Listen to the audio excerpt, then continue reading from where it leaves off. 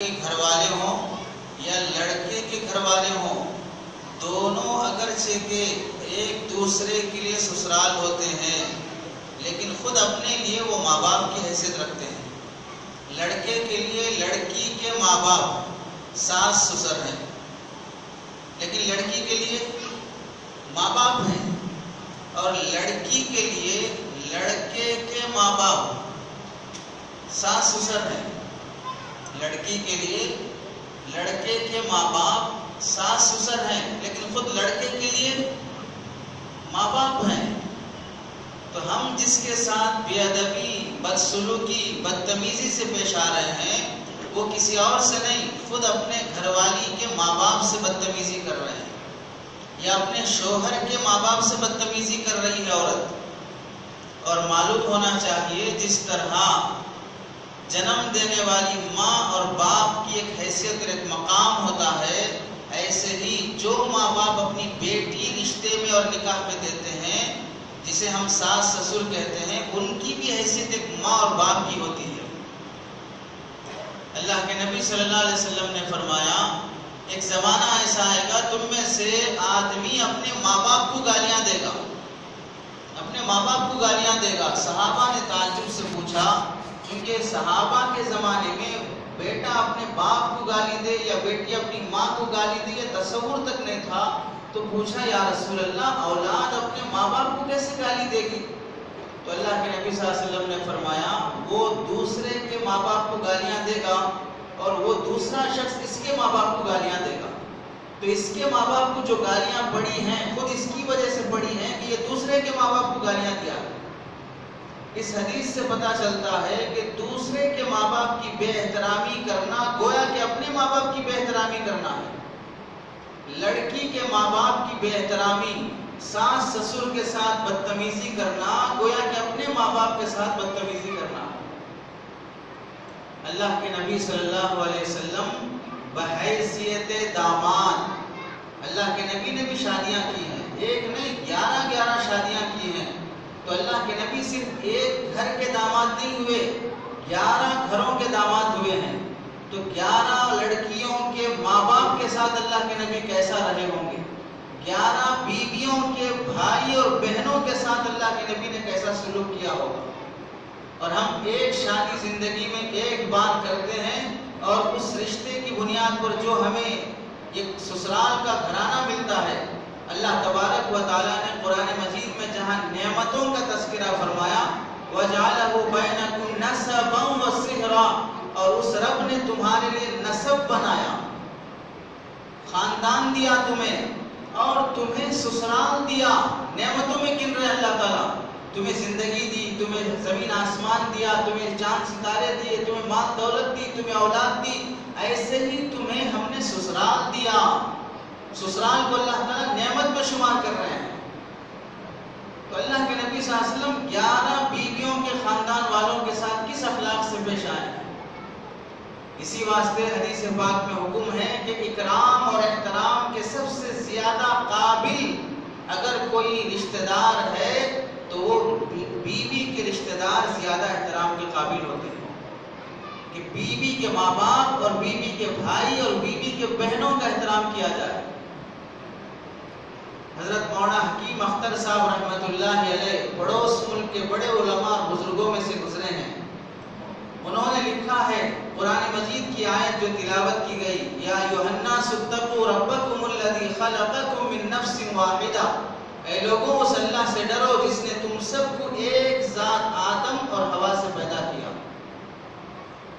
حضرت آدم سے سلسلہ چلایا، آگے اللہ تعالیٰ بیان فرماتے ہوئے کہتے ہیں، وَاتَّقُوا اللَّهَ الَّذِي تَسَاءَلُونَ بِهِ وَالْأَرْحَامَ، اس اللہ سے ڈرو جس اللہ سے تم رشتہ داری اور ذوی الارحام، قرابت داری کی وجہ سے، تَسَاءَلُونَ بِهِ وَالْأَرْحَامَ، جس کے نام پر اور رشتہ داری کے نام پر تم سے پوچھ تاچھ ہوگی، تم سے پوچھا جائے گا۔ اس میں والارحام سے کیا مراد ہے؟ علامہ آلوسی رحمۃ اللہ علیہ مفسر قرآن روح المعانی میں لکھتے ہیں، یعنی والمراد بالارحام، ارحام سے مراد وہ رشتہ دار ہیں من جہت النسب و من جہت النساء، جو ماں باپ کی طرف سے رشتہ دار ہیں، چچا پھوپھی، ان کا بھی احترام، چچا کا بیٹا چچا زاد بھائی ہے، اور پھوپھی کا بیٹا پھوپھیرا بھائی ہے، پھوپھیری بہن ہے، چچیری بہن ہے، ان سب کا احترام. اور ادھر من جہت النساء، بیوی کے ماں باپ، بیوی کے بھائی، بیوی کے بہن، ان سب کا احترام کرنا اللہ تعالیٰ قرآن مجید میں تاکید فرما رہا ہے.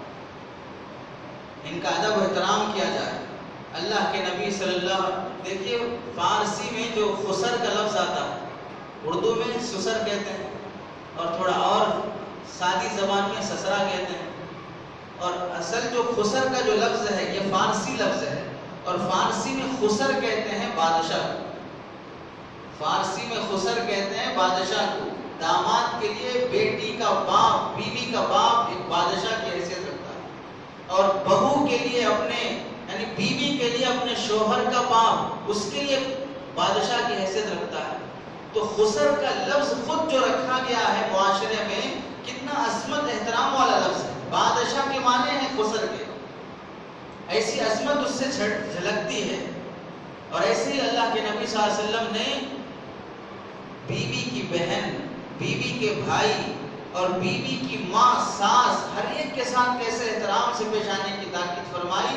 چنانچہ دیکھیے روایات میں آتا ہے، قرآن مجید میں اللہ تعالیٰ ارشاد فرماتے ہیں وَآتِ ذَا الْقُرْبَى حَقَّهُ، ذَا الْقُرْبَى، رشتہ داروں کو ان کا حق دے دو، رشتہ داروں کو ان کا حق دے دو. اس کے تحت میں علماء نے لکھا ہے رشتہ دار میں سب سے پہلے لڑکے کے اپنے ماں باپ، بھائی بہن آتے ہیں، اس کے بعد دوسرے نمبر پر لڑکی کی طرف سے جو اسے رشتے میں آئے ہیں، لڑکی کی بہن، بیوی کا بھائی، بیوی کے ماں باپ، یہ سب ذوی القربہ میں ہیں، رشتہ دار میں داخل ہیں. ان کا حق ادا کرو. حق کیا ہے؟ عام مسلمانوں کے جو حقوق ہیں ان حقوق کی ادائیگی میں زیادہ مقدم ان کو رکھو. مسلمان اگر تمہیں سلام کرے، دکھے تو تم سلام کرو. اگر بیوی کا بھائی، بیوی کا باپ، بیوی کے رشتہ دار نظر آئے، تم آگے بڑھ کے سلام کرو. بیمار ہو جائیں عیادت کے لیے جاؤ، انتقال ہو جائیں تعزیت کے لیے جاؤ، جنازے میں شریک ہو، ضرورت پڑے قرض مانگے تو قرض ادا کرو، خوشی اور غم میں شریک ہو. یہ حکم دیا جا رہا ہے سسرالی رشتہ دار کے حقوق ادا کرنے کا. اللہ کے نبی صلی اللہ علیہ وسلم نے حضرت صفیہ رضی اللہ تعالیٰ عنہ سے نکاح فرمایا غزوہ خیبر کے موقع پر. اور غزوہ خیبر تقریباً سن 7 ہجری میں ہوا، ہجرت کے 7 سال کے بعد. جب جنگ ہوئی تو جنگ ہونے سے پہلے حضرت صفیہ ایک بڑے یہود قبیلے بنو قریظہ، یہودیوں کا بڑا قبیلہ ہے، اس قبیلے کا جو سردار شمیل جس کا نام ہے، اس کی بیٹی تھی. بڑے قبیلے کی سردار کی بیٹی حضرت صفیہ رضی اللہ تعالیٰ عنہ. تو اس قبیلے کے سردار نے اپنی بیٹی کا نکاح ایک بڑے دوسرے قبیلے کے سردار سے کیا. دونوں میں زمینیں آپس میں جدائی ہو گئی. پھر اس کے بعد ایک دوسرے بڑے قلعے کے سردار سے ان کے والد نے نکاح کیا، اور دونوں کی زندگی گزر رہی تھی. اتفاق سے غزوہ خیبر کا واقعہ پیش آیا جس میں یہودی مسلمانوں سے جنگ کرنے کے لیے آئے، اور اللہ کے نبی ان سے دفاع کرنے اور ان سے جنگ کرنے کے لیے مدینے سے باہر خیبر کے موقع پہ، خیبر کی مقام پر پہنچے. جب وہاں جنگ ہوئی تو جنگ میں حضرت صفیہ رضی اللہ تعالیٰ عنہ جو ابھی مسلمان نہیں ہیں، یہودیاں ہیں، اور ابھی وہ اسلام میں داخل نہیں، نبی کی بیوی نہیں بنی ہیں. ان حضرت صفیہ کے والد، بھائی، شوہر وغیرہ سب اس جنگ میں مارے گئے. حضرت بلال رضی اللہ تعالیٰ عنہ اب یہ قبیلے کی عورتوں کو لے کر جب مسلمانوں کے خیمے کی طرف آ رہے تھے تو ان لاشوں کے اوپر سے آئے جہاں پر ان کے والد اور بھائی کی لاشیں پڑی تھی. یہ دیکھ کر حضرت صفیہ بالکل ہکی بھکی رہ گئی کہ سامنے باپ اور بھائی کی لاش پڑی ہے، اور ان کی جو بہن تھی وہ صبر سے بے قابو ہو گئی اور چیخ کے رونے اور چلانے لگی. جب اللہ کے نبی کو اطلاع ہوئی تو اللہ کے نبی صلی اللہ علیہ وسلم نے حضرت بلال سے فرمایا تمہیں اتنی سمجھ نہیں ہے کہ عورتوں کو ان کے گھر والوں کی لاشوں کے پاس لے جاتے ہو؟ عورتوں کی نرمی اور ان کی کمزوری کا تمہیں علم نہیں ہے. دوسری طرف سے لے جانا چاہیے جہاں پر ان کے گھر والوں کی لاشیں پڑی ہیں، وہاں سے لے جا رہے ہو. اور جب اس کے بعد حضرت صفیہ رضی اللہ تعالیٰ عنہ مال غنیمت میں حضرت دہیہ کلبی کے حصے میں آئی تو حضرت دہیہ کلبی رضی اللہ تعالیٰ عنہ ان سے فرمایا کہ میں تم سے نکاح کر لوں گا، یعنی تو تم اتنے پیسے دے کے تم آزاد ہو جاؤ۔ اللہ کے نبی صلی اللہ علیہ وسلم کے پاس صحابہ نے آ کر عرض کیا، یا رسول اللہ یہ سردار کی بیٹی ہے، ان کے شوہر بھی سردار تھے، ایسی سردار گھرانے کی عورت یہ آپ کے حق میں آنا زیادہ مناسب ہے؟ تو اللہ کے نبی صلی اللہ علیہ وسلم نے تقریباً 7 باندیاں حضرت دہیہ کو دے کے حضرت صفیہ کو لیا۔ اس کے بعد جب معلوم ہوا کہ حضرت صفیہ کے بھائی اور باپ سب یہاں انتقال ہو گئے ہیں، تو اللہ کے نبی صلی اللہ علیہ وسلم ان کی دل جوئی کی خاطر اتنا اکرام فرمایا ان کا کہ پورے سفر سے واپسی میں اللہ کے نبی صلی اللہ علیہ وسلم کبھی اونٹ پر حضرت صفیہ کو سوار ہونا ہوتا تو ایک عورت اونٹ پر بیٹھنا ہے، اونٹ اونچا جانور ہے، تو اللہ کے نبی صلی اللہ علیہ وسلم آگے بڑھ کر اپنا پیر رکھتے اور حضرت صفیہ سے کہتے ہیں میری ران پہ پیر رکھو، یہاں رکھ کے اب اونٹ پہ سوار ہو جاؤ۔ اللہ کے نبی اپنا پیر پیش کرتے ہیں اور وہ حضرت صفیہ اپنا پیر اللہ کے نبی کے ران پہ رکھ کے اونٹ پہ سوار ہو گئے۔ اور جب کجاوے میں بیٹھنے کے بعد اونٹ آتی تھوڑی نیند سے، کجاوے کی لکڑی سے حضرت صفیہ کا سر ٹکراتا تو اللہ کے نبی اس لکڑی پہ ہاتھ رکھتے اور کہتے بی بی تھوڑا سنبھل کے، تمہیں چوٹ آ جائے گی، تھوڑا سنبھل کے تمہیں چوٹ آ جائے گی۔ کس سے اکرام ہو رہا ہے کہ ان کے خاندان کے لوگ مارے گئے ہیں تو بیوی کا دل رکھنا ہے۔ شادی کے بعد اللہ کے نبی صلی اللہ علیہ وسلم وہی خیبر پہ شادی ہوئی اور واپسی پر اس قدر اکرام فرمایا کہ حضرت صفیہ نبی کے اخلاق دیکھ کر اپنے باپ اور بھائی کے انتقال کا غم بھلا دیے اور فرمانے لگے اللہ کے نبی صلی اللہ علیہ وسلم جیسا با اخلاق آدمی میں نے کسی کو نہیں دیکھا۔ ایسی دلجوئی بیوی کے کہ انہیں اپنے خاندان کے قتل ہونے کا غم نہ ہو، انہیں ان کی فکر نہ ہو، دل بستگی نہ ہو، ایسا اکرام اللہ کے نبی صلی اللہ علیہ وسلم نے فرمایا۔ اور جب ایک رات بیٹھے تھے ساتھ میں تو دیکھا گال پر نشان ہے کسی کے ہاتھ مارنے کے، چانٹا مارنے کے، تو اللہ کے نبی نے پوچھا یہ نشانات کیسے ہیں؟ تو حضرت صفیہ فرمانے لگی جب میں اس سے پہلے شوہر کے نکاح میں تھی تو میں نے ایک رات خواب دیکھا کہ آسمان کا چاند ٹوٹ کر میرے گود میں آ پڑا ہے۔ میں نے وہ خواب کی تعبیر میرے شوہر سے کہی تو میرا شوہر غصے میں آ کر زور سے تھپڑ مارا اور کہنے لگا عرب کے بادشاہ کی ملکہ بننا چاہتی ہے۔ اس خواب کی تعبیر کیا تھی کہ عرب کے بادشاہ کی ملکہ بننے کا خواب دیکھ رہی ہے، اور عرب کا بادشاہ سرکار دو عالم صلی اللہ علیہ وسلم، سرکار دو عالم صلی اللہ علیہ وسلم کی بیوی بننا چاہتی ہے، یہ خواب کی تعبیر تھی۔ تو وہ خواب پر وہ ناراض ہو کے چانٹا مارا جس کے نشانات حضرت صفیہ کے گال پہ تھے۔ اور اللہ کے نبی صلی اللہ علیہ وسلم اتنا اکرام فرماتے تھے حضرت صفیہ کا کہ ان کے خاندان کے لوگ ہمارے ہاتھوں سے مارے گئے تو اللہ کے نبی فرماتے تھے صفیہ میں معذور ہوں، میرے متعلق دل میں کوئی بات مت رکھو، تمہارے خاندان کے لوگوں نے اسلام سے دشمنی کی اور اسلام سے لڑنے آئے تو ہمیں یہ قدم اٹھانا پڑا، اگر تمہارے خاندان کے لوگ اسلام سے دشمنی نہ کرتے تو ہم ان پر ہاتھ نہیں اٹھاتے۔ یہ بیوی سے کہہ رہے ہیں سرکار دو عالم صلی اللہ علیہ وسلم۔ ایک بار سفر میں حضرت صفیہ کا اونٹ بیمار ہو گیا تو اللہ کے نبی صلی اللہ علیہ وسلم نے حضرت زینب رضی اللہ تعالیٰ عنہ سے فرمایا کہ زینب تم اپنا اونٹ دے دو۔ تو حضرت زینب بڑی سخیہ تھی، بڑا لٹانے والی تھی، لیکن اتفاق سے اس وقت ان کی زبان سے نکل گیا میں ایسی یہودیہ کو اپنا اونٹ نہیں دوں گی، زبان سے نکل گیا۔ اللہ کے نبی صلی اللہ علیہ وسلم کتنا ناراض ہوئے کہ 3 مہینے تک حضرت زینب سے بات نہیں کی، 3 مہینے تک۔ حضرت زینب فرماتی میں تو مایوس ہو گئی شاید اب اللہ کے نبی مجھے معاف نہیں کریں گے۔ پھر حضرت عائشہ رضی اللہ تعالیٰ عنہ کے پاس گئی اور کہنے لگی میری سفارش کر دو کہ اللہ کے نبی مجھے معاف کر دیں۔ ایک بار اللہ کے نبی صلی اللہ علیہ وسلم حضرت صفیہ کے پاس آئی تو دیکھا بیٹھی ہے رو رہی ہے۔ اللہ کے نبی نے پوچھا کیا بات ہے؟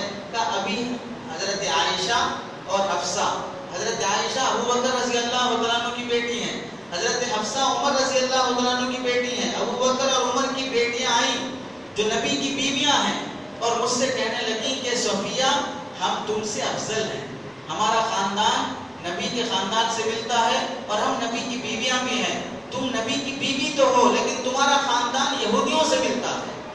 یہ کہہ کے گئی جس کی وجہ سے مجھے تکلیف ہوئی اور میں رو رہی ہوں۔ اللہ کے نبی صلی اللہ علیہ وسلم نے فرمایا اس صفیہ اس میں رونے کی کیا بات ہے؟ تم بھی کہنا تھا کہ میرا خاندان یہودیوں کا نہیں میں ہارون علیہ السلام کی بیٹی ہوں اور موسیٰ علیہ السلام میرے چاچا ہیں. تمہیں بولنا چاہیے تھا کہ میں ہارون علیہ السلام کی بیٹی ہوں. حضرت صفیہ ہارون علیہ السلام کے خاندان سے تھی.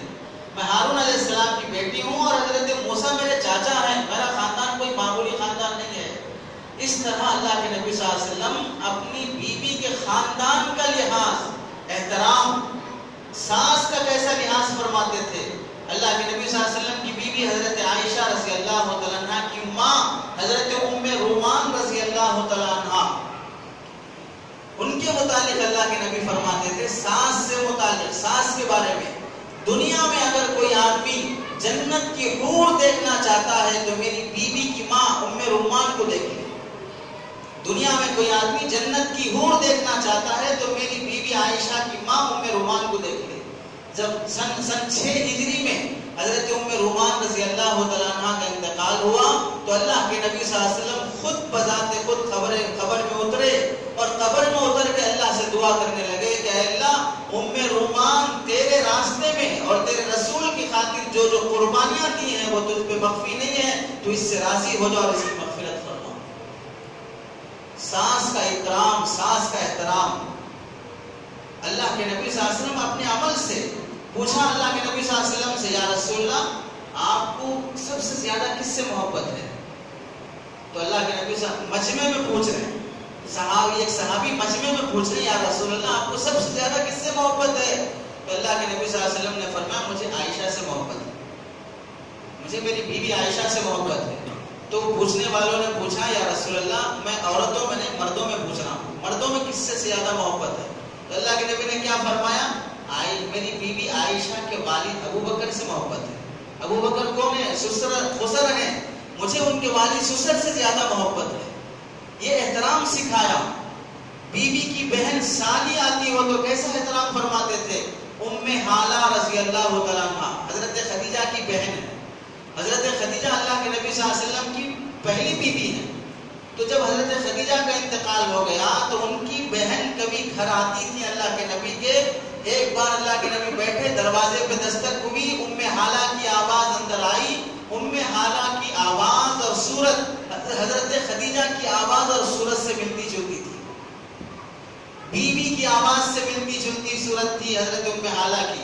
تو سالی گھر میں تشریف لا رہی ہیں، آواز آئی تو اللہ کے نبی کی زبان سے فوراً نکلا اللہم ام حالہ، اللہم، میری بیوی کی بہن ام حالہ آ رہی ہے، میری بیوی کی بہن ام حالہ آ رہی ہے.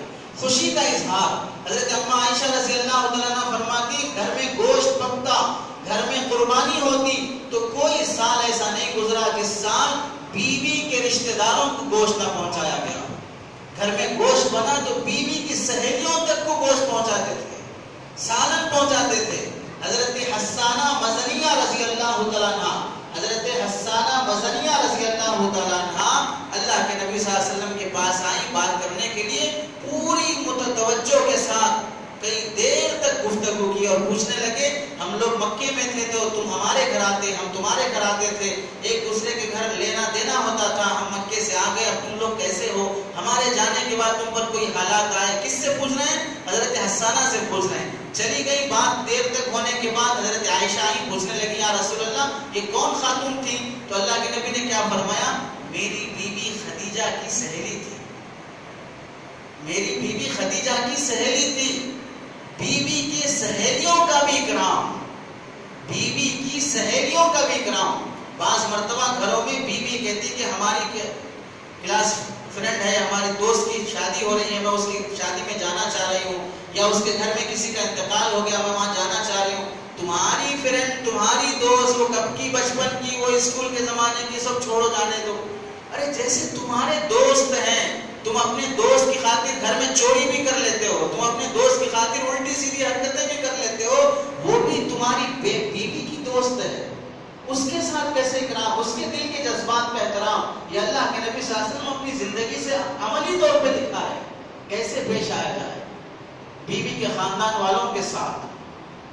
تو اللہ کے نبی صلی اللہ علیہ وسلم بحیثیت داماد کیسے پیش آتے تھے اپنے ساس کے ساتھ، اپنے سسر کے ساتھ اور اپنے سالی کے ساتھ. اسی واسطے علماء نے لکھا ہے کہ احترام میں یہ چیز بھی داخل ہے، احترام میں یہ چیز بھی داخل ہے کہ اپنی بیوی کے خاندان والوں کا نام ایسے الفاظ سے نہ لیا جائے جس سے ان کو اچھا نہیں لگتا ہو. چنانچہ حدیث پاک میں اللہ کے نبی نے فرمایا تم میں سے کوئی آدمی اپنی بیوی کو ایسے جملے نہ کہے جو اسے پسند نہ ہو، خواہ اس کے متعلق ہو خواہ اس کے خاندان کے متعلق ہو. تیرا بھائی ایسا، تیرا باپ ایسا، تیری بہن ایسی، تیرا فلاں ایسا. نہیں، ان جملوں کے بولنے کی اجازت نہیں ہے. خاندانی لان تان کی اجازت نہیں ہے. اگر تمہیں بیوی کا خاندان پسند نہیں تھا تو یہاں رشتہ کیوں کیے؟ یہاں رشتہ کیوں لے کے آئے ہو؟ جب آگے رشتہ تعلق قائم ہو گیا اب زبان درازی کرنے کی اجازت نہیں ہے، اب لان تان کرنے کی اجازت نہیں ہے. دیکھو کیسا احترام اللہ کے نبی فرماتے تھے. ایک مرتبہ صحابہ کے مجمع میں فرمایا سنو، ایک زمانہ آئے گا کہ تم لوگ مصر فتح کرو گے، تم لوگ مصر فتح کرو گے. جب مصر فتح کرو تو مصر والوں کے ساتھ اچھے اخلاق سے پیش آؤ. صحابہ نے پوچھا یا رسول اللہ کیوں؟ تو اللہ کے نبی نے فرمایا مصر والے میرے سسرال ہوتے ہیں، مصر والے میرے سسرال ہوتے ہیں. کیسے میرے سسرال؟ ہمارے والد حضرت ابراہیم علیہ السلام کی بیوی حضرت حاجرہ رضی اللہ عنہا کا خاندان مصر سے تھا، اور حضرت نبی پاک صلی اللہ علیہ وسلم کے بیٹے حضرت ابراہیم کی والدہ ماریہ قبطیہ رضی اللہ عنہا کا خاندان مصر سے تھا. تو اللہ کے نبی فرما رہے مصر سے میرا سسرالی رشتہ ہے. جب تم مصر فتح کرو تو مصر والوں کو تکلیف مت پہنچاؤ.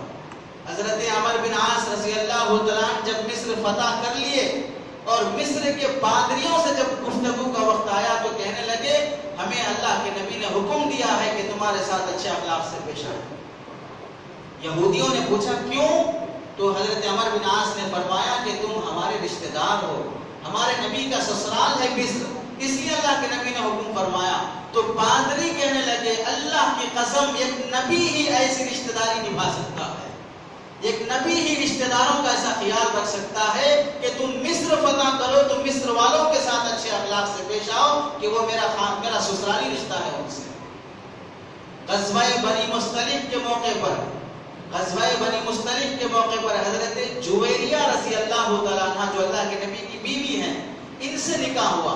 تو حضرت جویریہ جب کسی کے باندی بن کے آئیں تو انہوں نے کہا کہ تم اتنے پیسے دے دو میں تمہیں چھوڑ دوں گا. تو اللہ کے نبی کے پاس آئیں، کہنے لگی یا رسول اللہ مجھے اتنے پیسے مل جائیں گے تو میں آزاد ہو جاؤں.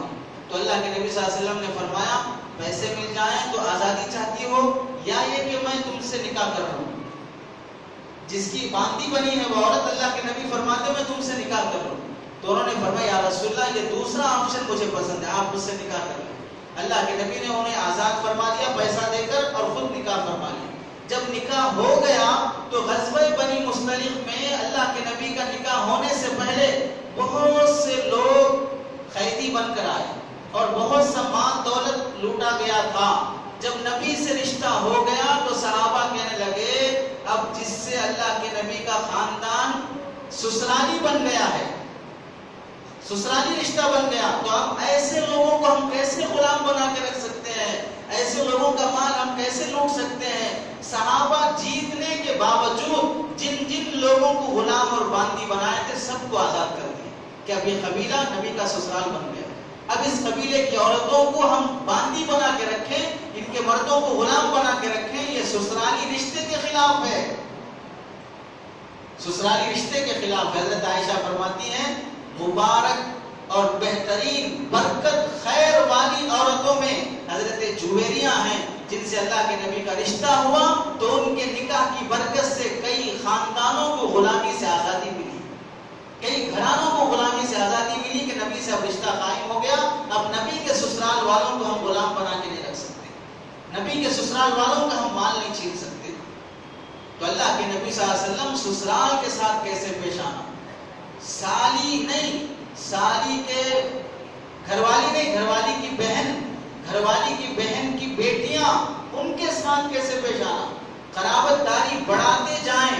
اللہ کے نبی صلی اللہ علیہ وسلم کی پہلی بیوی حضرت خدیجہ رضی اللہ تعالیٰ عنہ کی پہلی بڑی بیٹی حضرت زینب رضی اللہ تعالیٰ عنہ جب نکاح کے قابل ہوئی، رشتے کی بات آئی تو بات بھی کس سے رشتہ کریں.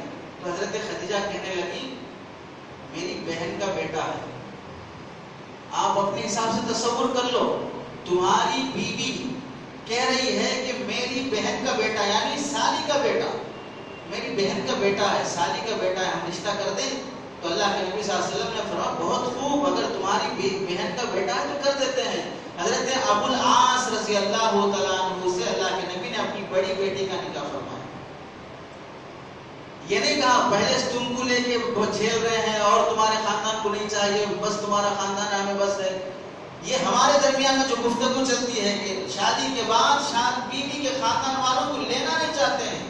عام طور سے ہوتا ہے کہ جب بچے بڑے ہو جائیں تو بیوی چاہتی ہے کہ میرے گھر میں میری بھائی کی بیٹی آئے یا میرے بھائی کا بیٹا آئے، تو ماموں کی لڑکی یا خالہ کی لڑکی سے نکاح کرانے کو ماں چاہتی ہے، اور باپ کہتا ہے کہ نہیں، اس خاندان میں قدم نہیں رکھنا، اس خاندان کی کوئی عورت اب نہیں آئے گی۔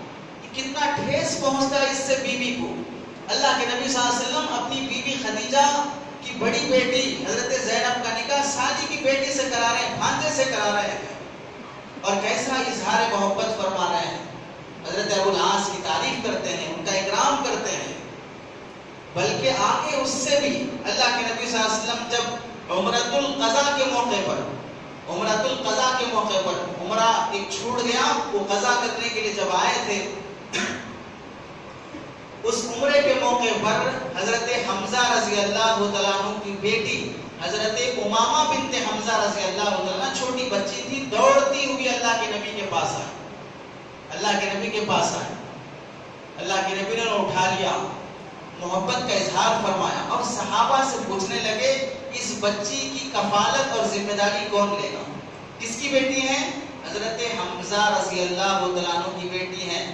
حضرت حمزہ وہ ہے جو اسلام کی خاطر جن کے ٹکڑے کیے گئے، کلیجہ نکالا گیا، وحشی نے جو ان کے ساتھ برتاؤ کیا مشہور ہے، ان کی بیٹیاں ہیں، تو اس بچی کی کفالت کون کرے گا؟ 3 صحابہ آگے بڑھے، حضرت زید رضی اللہ تعالیٰ عنہ آگے آئے، کہنے لگے یا رسول اللہ میں اس بچی کو سنبھالوں گا۔ کیوں؟ حضرت حمزہ اور میں دونوں بھائی ہیں۔ بھائی کیسے ہیں؟ اصل بھائی نہیں ہے، اللہ کے نبی نے ان کو بھائی بنا دیا تھا، مواخات کرا دیا تھا کہ آج سے تم دونوں بھائی ہیں، تم دونوں بھائی ہیں بول کے زبان سے فرما دیا۔ اتنا لحاظ ہے کہ اس بچی کو میں اپنی بچی بنا کے پالوں گا۔ دوسرے نمبر پہ حضرت علی رضی اللہ تعالیٰ عنہ آئے، فرمانے لگے یا رسول اللہ میں اس بچی کو پالوں گا۔ کیوں؟ میری بیوی فاطمہ، کون فاطمہ؟ اللہ کے نبی کی بیٹی، میری بیوی فاطمہ کے چاچا کی بیٹی ہے، میری بیوی کے چاچا کی بیٹی ہے، میں اپنی بیوی سے محبت کرتا ہوں، میری بیوی کو اس کے چاچا سے محبت ہے، تو اس محبت کا تقاضا ہے کہ میں اس کے چاچا کی بیٹی کو پالوں۔ اس کے بعد تیسرے نمبر پہ حضرت جعفر رضی اللہ تعالیٰ عنہ آئے، یا رسول اللہ میں اس بچی کو پالوں گا۔ کیوں؟ تو حضرت جعفر کہنے لگے اس بچی کی خالہ میری بیوی ہے، اس بچی کی خالہ میری بیوی ہے۔ خالہ کون ہوتی ہے اس بچی کی خالہ؟ یعنی میں اور حضرت حمزہ ساڑو ہیں، میں اور حضرت حمزہ ساڑو ہیں، یہ میری سالی کی بیٹی ہوتی ہے، اور میری سالی کی بیٹی ہوتی ہے تو اس کی خالہ میرے نکاح میں ہے، اور بھانجی خالہ میں محبت ہوتی ہے، میں اسے پالوں گا۔ اللہ کے نبی صلی اللہ علیہ وسلم نے تینوں صحابہ کی تعریف فرمائی، پھر آخر میں فرمانے لگے جعفر تم لے جاؤ کہ اس بچی کی خالہ تمہارے نکاح میں ہے، خالہ زیادہ حقدار بنتی ہے اس بچی کو پالے۔ سالی کی بیٹی کا اکرام، سالی کی بیٹی کی کفالت، دیکھو کیسا اسلام تعلیم دیتا ہے رشتوں کو نبھانے کا۔ اللہ کے نبی صلی اللہ علیہ وسلم جب مکہ فتح فرمائے تو مکہ فتح ہونے کے بعد حضرت ابو بکر رضی اللہ تعالیٰ عنہ کے والد ابو قحافہ رضی اللہ تعالیٰ عنہ بوڑھے، بال پورے سفید ہو گئے، اسلام لانے کا موقع آیا تو حضرت ابو بکر گھر سے ہاتھ پکڑ کے بوڑھے آدمی کو چلاتے ہوئے اللہ کے نبی کے پاس لے کے آئے، کلمہ پڑھایا۔ اللہ کے نبی صلی اللہ علیہ وسلم نے فرمایا ابو بکر رضی اللہ عنہ سے، ابو بکر رضی اللہ عنہ سسرے ہیں، خسر ہیں، خسر کے والد آ رہے ہیں، تو اللہ کے نبی صلی اللہ علیہ وسلم نے خسر کا احترام، ابو بکر رضی اللہ عنہ کا احترام کرتے ہوئے فرمایا ابو بکر آپ بوڑھے آدمی کو تکلیف کیوں دیے، مجھے بول دیتے میں خود گھر آ کے کلمہ پڑھا دیتا، تمہیں انہیں تکلیف دینے کی کیا ضرورت تھی، اپنے والد کو تکلیف دینے کی کیا ضرورت تھی، میں خود گھر آ کے کلمہ پڑھا دیتا تھا۔ یہ احترام ہے خسر کا، یہ احترام ہے ساس کا، احترام ہے بیوی کی بہن کا۔ اسی واسطے احترام میں علماء کہتے ہیں کہ بیوی کے بھائی کو سالہ مت کہو، بیوی کے بھائی کو سالہ نہ کہا جائے۔ سالہ معاشرے میں رشتے کو بتانے کے لیے بھی آتا ہے اور سالہ معاشرے میں گالی کے لیے بھی آتا ہے۔ اگر تمہیں بولنا ہی ہو تو یہ کہو کہ ہمارے بچوں کے ماموں ہیں، یا میری بیوی کے بھائی ہیں، یا میرے خسر کے بیٹے ہیں، کوئی بھی ایسا احترام کا لفظ، نسبتی برادر ہیں، برادر اللہ ہیں، جو تم بول سکتے ہو وہ بولو جس سے ان کا احترام ہو، ایسا لفظ نہیں جس سے ان کی دل شکنی ہو۔ مجمع میں کھڑے کون ہیں؟ یہ ہمارے سالے ہیں۔ شرم نہیں آتی بولتے ہوئے کہ اس سے اس پر کیا گزرتی ہوگی؟ جس نے اپنی بہن دیا، جس نے اپنی بیٹی دیا، اس باپ کی بے احترامی، اس بھائی کی بے احترامی، ان کے ساتھ بدتمیزی، بدسلوکی، بد زبانی، لڑائی جھگڑے چل رہے ہیں معاشرے میں۔ عام طور سے گھر میں داماد آتے ہیں، داماد اتنا پرانا ہو گیا کہ اس کے بھی داماد آ گئے، داماد اتنا پرانا ہو گیا کہ اس کے بھی داماد آ گئے، لیکن یہ پرانا داماد جب اپنے سسرال جاتا ہے تو وہی نخرے رہتے ہیں جو 20 سال پہلے تھے۔ 20 سال 25 سال پہلے جوانی میں جو نخرے تھے، اچھا کھانا ہونا، اچھا سونے پلنگ ہونا، اچھی جگہ ہونا، ٹائم پہ سب چیزیں آ جانا، ارے اب گزر گیا زمانہ، اب چھوڑو، اب مل جل کے ایک دوسرے کے تعاون سے رہو، وہ اکرام نہیں ملا تو کوئی بات نہیں، اب بھی شکایتیں رہتی ہیں، میرے بھائی کو ایسا بولے، میری بہن کو ایسا بولے، ہماری باجی کو ایسا بولے، یہ بولے بولے کر کے بیوی کو تنگ کرنا، بیوی کو پریشان کرنا، کیسی نادانی بے وقوفی، اس دونوں طرف سے ظلم چل رہا ہے۔ جب یہ داماد بنتا ہے تو اپنے سسرال پہ ظلم ڈھاتا ہے، اور جب اس کا کوئی داماد آتا ہے تو اس پہ ظلم ڈھاتا ہے۔ یہ ظلم کا سلسلہ نسل در نسل چلتے آ رہا ہے۔ نہ داماد اپنے سسرال کا اکرام کرنے تیار، نہ سسرال اپنے داماد کے ساتھ وہ احترام جس احترام سے وہ کبھی جھگڑے پہ نہ آئے۔ بھاؤتاؤ ہوتا ہے، بزنس ہوتا ہے، یہ دے دیے نا بس بات نہیں کرنا، اگر کچھ نہیں دیے تو بیوی پہ زیادتی، تمہارے باپ بولے تھے وہ پراپرٹی لکھ کے دیتے، تمہارے باپ بولے تھے میڈیسن کے لیے اتنا فیس بھرتے، 20 لاکھ دیتے، 25 لاکھ دیتے، نہیں دیے، ارے دیتے بولے تھے، کیا معلوم اتنا بڑا بھکاری ہاتھ کو لگتا بول کے، مانگتے ہی جا رہے ہیں، مانگتے ہی جا رہے ہیں، کبھی بھیک مانگنا ختم ہی نہیں ہو رہا ہے۔ ہم تو داماد لائے تھے گھر کو، ہم بھکاری نہیں لائے تھے، کہ کبھی تھمتی نہیں ہے اس کی مانگ، وہ لاؤ یہ لاؤ وہ لاؤ، اگر نہیں لائے تو بیوی بھی زیادتی کر رہا ہے۔ شرم لو۔ حضرت ابو العاص رضی اللہ عنہ کفر کی حالت میں کافر ہیں، اور حضرت نبی پاک صلی اللہ علیہ وسلم کی بیٹی زینب نکاح میں ہے۔ مکے کے کافروں نے کہا محمد کی بیٹی کو نکاح میں نہیں رکھو، طلاق دے دو۔ ابو لہب کے بیٹوں نے طلاق دی ہے، تم بھی طلاق دے دو۔ کافر ہیں حضرت ابو العاص، ابھی تک مسلمان نہیں ہوئے تھے، کہنے لگے ہرگز نہیں، میری بیوی میرے ساتھ اچھا رہتی ہے، اور محمد میرے خسر ہو میرے ساتھ اچھا رہتے ہیں، میں ان کی بیٹی کو تکلیف نہیں دوں گا، ہرگز نہیں چھوڑوں گا۔ کافر ہو کر کافروں سے جھگڑا کر لیے لیکن بیوی کو نہیں چھوڑوں گا، میری بیوی میرے ساتھ اچھے اخلاق سے رہتی ہے۔ یہ اخلاق تھے اللہ کے نبی صلی اللہ علیہ وسلم بحیثیت داماد اپنے سسرال والوں کے ساتھ کیسے پیش آتے تھے۔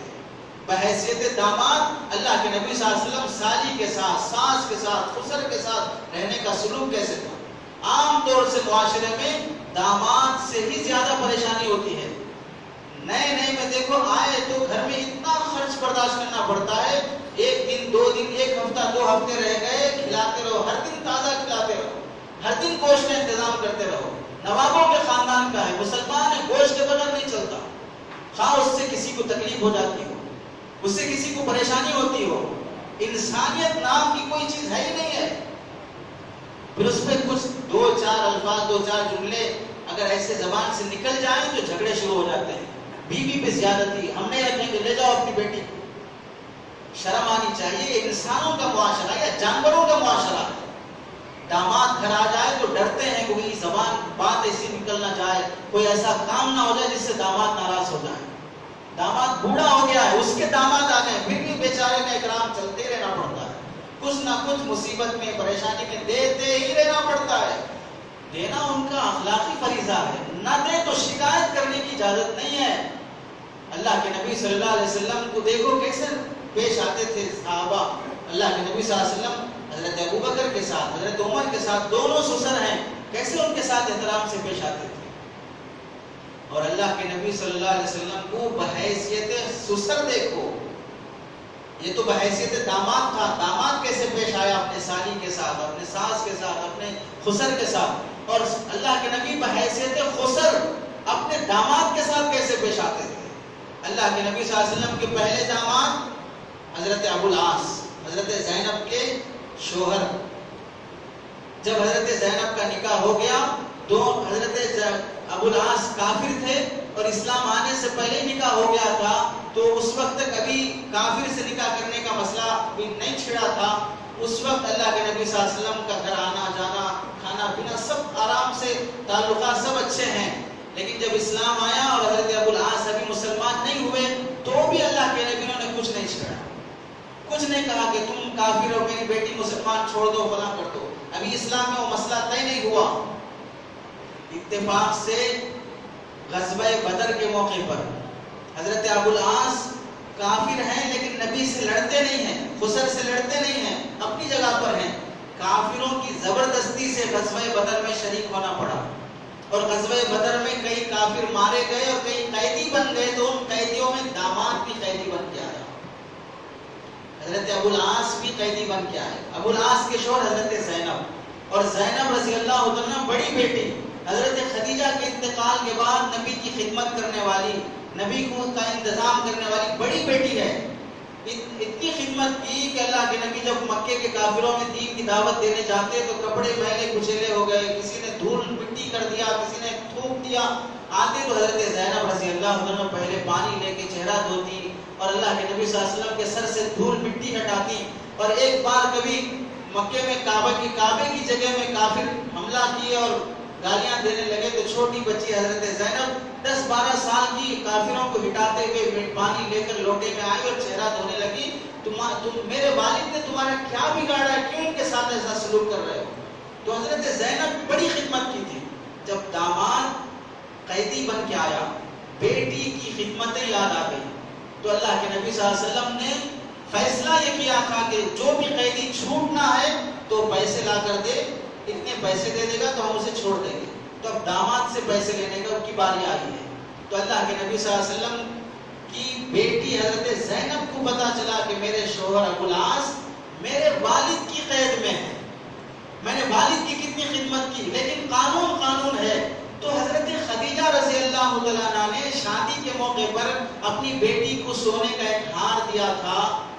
وہ ہار حضرت زینب نے اللہ کے نبی کے پاس، باپ کے پاس بھیجا کہ میرے شوہر کو چھوڑ دیں اور یہ ہار رکھ لیں.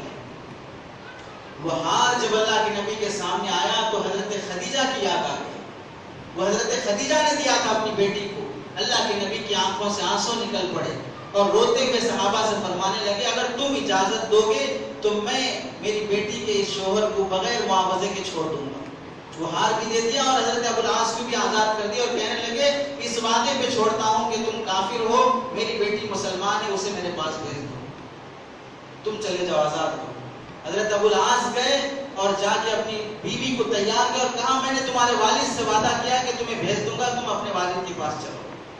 جب بھیج دیے تو اللہ کے نبی نے ابو العاص کی تعریف فرمائی کہ ابو العاص حدثنی ووعدنی ووفا، مجھ سے بات کیا اور وعدہ کیا اور وعدہ پورا کیا ہے. میرا داماد قابل تعریف ہے.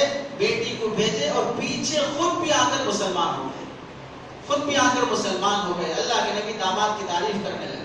تو بحیثیت خسر داماد کی خوبیاں بیان کرنا. دوسرے داماد حضرت عثمان رضی اللہ تعالیٰ، 2 بیٹیاں یکے بعد دیگر اللہ کے نبی نے نکاح میں دیے. ایک حضرت رقیہ، ایک حضرت ام کلثوم. حضرت رقیہ رضی اللہ تعالیٰ عنہ سے جب نکاح ہوا تو اللہ کے نبی نے پوچھا بیٹی کیسے ہیں عثمان تمہارے ساتھ؟ تو حضرت رقیہ نے فرمایا رسول اللہ بہت اچھے ہیں. تو اللہ کے نبی صلی اللہ علیہ وسلم نے فرمایا اپنے شوہر عثمان کا اچھا خدمت اور اکرام کرو. میرے صحابہ میں میرے اخلاق جیسے اگر کسی کے ہیں تو عثمان کے ہیں. داماد کی تعریف ہو رہی ہے. اور ام کلثوم کا جب نکاح ہوا، رقیہ رضی اللہ تعالیٰ کے انتقال کے بعد ام کلثوم کا نکاح ہوا تو ام کلثوم نے اللہ کے نبی کے پاس آ کر کہا یا رسول اللہ آپ نے میرے لیے عثمان کو چنا، ان کو شوہر بنا کے دیا، اور میری بہن فاطمہ کے لیے علی کو چنا. آپ کو علی سے زیادہ محبت ہے، میرے شوہر سے زیادہ محبت نہیں. دونوں داماد ہیں. غور کرو، ام کلثوم کے شوہر عثمان، حضرت فاطمہ کے شوہر حضرت علی، دونوں داماد ہیں. تو اب ایک بیٹی آ کے کہہ رہی ہے آپ کو فلاں داماد سے زیادہ محبت ہے، ہم سے زیادہ محبت. آج بھی رہتی ہے شکایتیں، آپ کو بڑے داماد سے محبت، چھوٹے داماد کو پوچھتے رہتے ہیں، فلاں نہیں، یہ شکایتیں رہتی. بیٹی آ کے کہہ رہی ہے تو اللہ کے نبی صلی اللہ علیہ وسلم نے فرمایا بیٹی میں علی سے بھی محبت کرتا ہوں، عثمان سے بھی محبت کرتا ہوں، اور عثمان اور علی دونوں مجھ سے محبت کرتے ہیں اللہ اور اس کے رسول کی خاطر. اور سنو اگر تم جنت میں عثمان کا کیا مقام ہے دیکھ لو گی تو تم کہو گی کہ پورے صحابہ میں سب سے بلند مقام عثمان کا ہے. اپنی بیٹی سے کہہ رہے ہیں سب سے بلند مقام عثمان کا ہے، حضرت فاطمہ کا. اور اس کے بعد تیسرے حضرت عثمان رضی اللہ عنہ دوسرے داماد ہیں، دو بیٹیاں تھیں، دونوں انتقال ہو گئے ایک کے بعد دیگر. کیا فرمایا؟ عثمان اگر میری 100 بیٹیاں ہوتی تو ایک ایک کر کے سب تمہارے نکاح میں دیتا. کیسی محبت ہوگی داماد سے، ایک ایک کر کے سب تمہارے نکاح میں دے دیتا. تیسرے داماد اللہ حضرت علی رضی اللہ عنہ. جب فاطمہ رضی اللہ عنہ سے نکاح ہوا تو اللہ کے نبی صلی اللہ علیہ وسلم نے حضرت فاطمہ سے فرمایا بیٹی میں نے تیرے لیے پورے خاندان میں بہتر شوہر تلاش کرنے میں کوئی کمی نہیں کی ہے. علی دنیا میں بھی سردار ہے اور آخرت میں نیکوں کی صف میں کھڑے ہوں گے. حضرت علی رضی اللہ عنہ کی تعریف. اور جب کبھی کوئی ایسی بات ہو گئی جو نامناسب بات تھی تو حضرت فاطمہ رضی اللہ عنہ اللہ کے نبی کے پاس آئیں. آپ علی کو سمجھائیے وہ میرے ساتھ ایسا رہتے ہیں. بیٹی کی طرفداری نہیں، میری بیٹی صحیح، میری بیٹی اچھی، سب کچھ جو ہے وہ فلاش کرتا ہے. بیٹی کو سمجھا رہے ہیں کہ بیٹی تمہیں علی کی بات ماننا چاہیے، جاؤ ان کے گھر جاؤ، ان کے ساتھ اچھے اخلاق سے رہو. یہ نہیں کہ تم میری بیٹی کے ساتھ ایسا کیسے کر سکتے، تم نبی کی بیٹی ہے فلاں ہے. ایسا کوئی نہیں. بحیثیت خسر کیسے رہنا چاہیے اپنے داماد کے ساتھ اللہ کے نبی نے سکھایا. اللہ کے نبی صلی اللہ علیہ وسلم کی بیوی حضرت عائشہ رضی اللہ عنہ اور خسر ابو بکر رضی اللہ عنہ ایک بار دونوں میں یعنی اللہ کے نبی میں اور حضرت عائشہ میں میاں بیوی میں کچھ بات چل پڑی.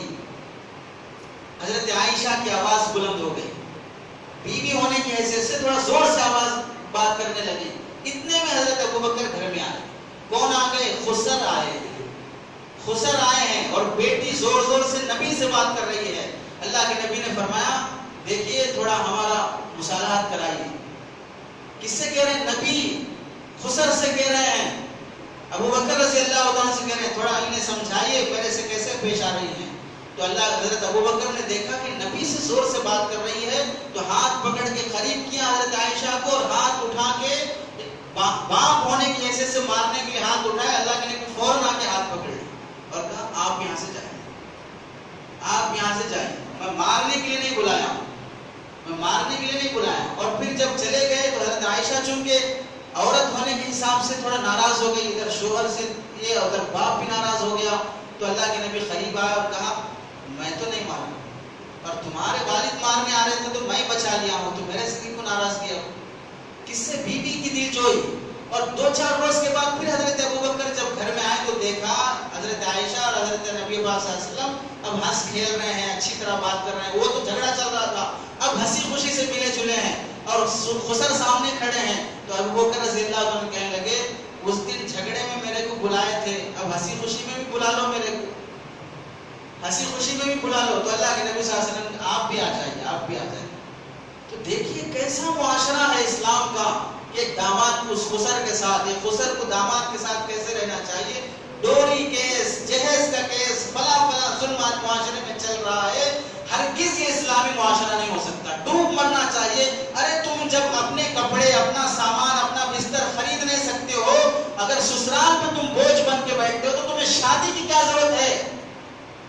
خنثی مخنث بن جاؤ.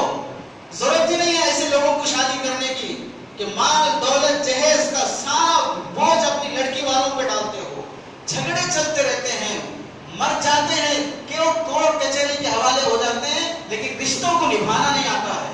ہندوؤں کا طریقہ ہے جہیز کی بنیاد پر، فلاں بنیاد پر جھگڑے کیس، ایک دوسرے کے دشمن بن کے جی رہا ہے معاشرہ. آج تک کبھی سوچا نہیں بحیثیت خسر، ایک میرا خسر میرا باپ کی حیثیت رکھتا ہے.